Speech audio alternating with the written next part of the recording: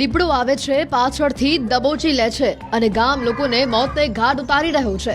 વિઠ્ઠલપુર, રાયડી, પરેડા અને કોદિયા ગામમાં હાલ ફફડાટ ફેલાયો છે. ગીર સોમનાથના તાલાલા અને ગીરગઢડા તાલુકામાં આવેલા આ ચારેય ગામના લોકો પાંદડું હલે તો પણ હવે પરસેવે રેબઝેબ થઈ જાય છે. કારણ કે દીપડાના હુમલામાં આ જિલ્લામાં 7 દિવસમાં 2 લોકોના મોત થઈ ચૂક્યા છે. 4 લોકો દીપડાના હુમલામાં ઘાયલ થયા છે. છેલ્લા 2 દિવસમાં 2 લોકોએ દીપડાના રૂપમાં સામે મોત જોઈ લીધું છે. વાત કરતા કરતા પણ તેઓને કંપારી છૂટી જાય છે.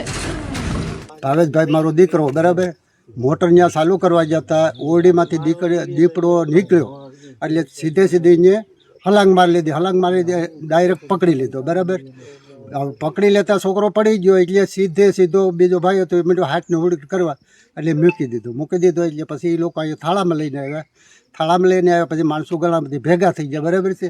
પછી 108માં નાખીને સીધા દવાખાને લઈ ગયા.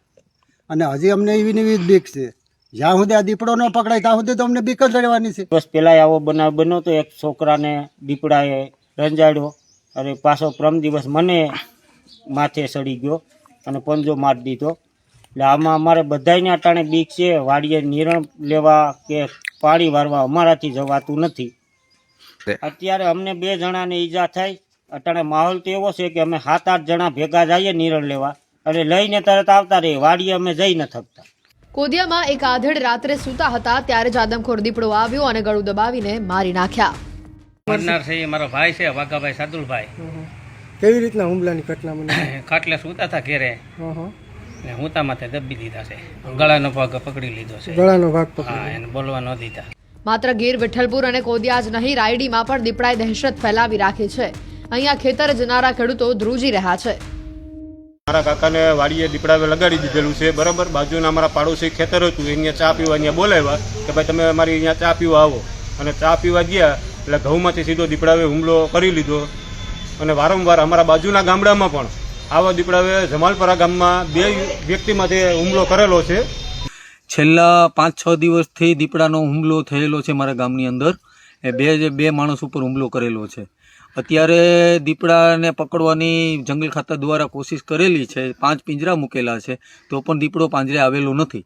ને અમારે અત્યારે પાણી વારવું હોય તો પણ માણસોને બીક લાગે છે. ખેડૂતને નિરણ પૂરો કરવો હોય પણ તો ખેડૂતને બીક લાગે છે.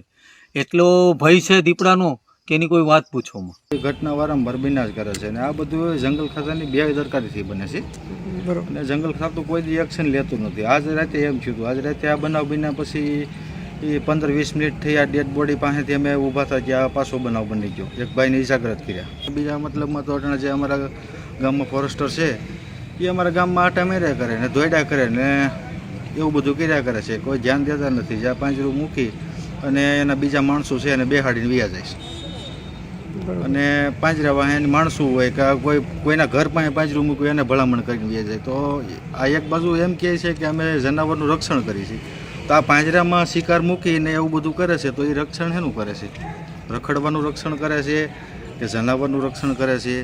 પછી આ બનાવ બન્યા પછી ફોન કર્યો, પછી કલાક પછી તેનો સ્ટાફ આવ્યો. એ પછી આરએફઓ સાહેબને કર્યો, 1.5 કલાકે એ આવ્યા. પછી અમે એસસીએફ સાહેબની રાહ જોઈ. પછી સવારે એસસીએફ સાહેબ આવ્યા. ત્યાં લગન અમે ડેડ બોડી ઉપાડવા નથી દીધી. અને અમારી એક જ માંગણી વધારેમાં વધારે એવી છે કે ભાઈ આ જે માડમભાઈ કરીને જે ફોરેસ્ટર છે એને અમારે બદલી કરાવી નાખે. આવો સ્ટાફ અમારે નથી જોતો. કારણ કે આ સ્ટાફના બેદરકારીથી આ બધું વારંવાર બને છે. એને પકડવા માટે અમે અલગ અલગ પ્રયત્નો કરીએ છીએ, નવા અખતરાઓ કરીને. અને એવી મહેનત કરીએ છીએ કે ઝડપથી ઝડપ દીપડો પાંજરે પુરાઈ જાય. એમને દીપડાને પકડવા માટે અમે બહાર પણ ભક્ષની વ્યવસ્થા કરી છે તથા બકરાઓ બાંધી પણ પિંજરાની અંદર અને પકડવાની વ્યવસ્થા કરેલ છે.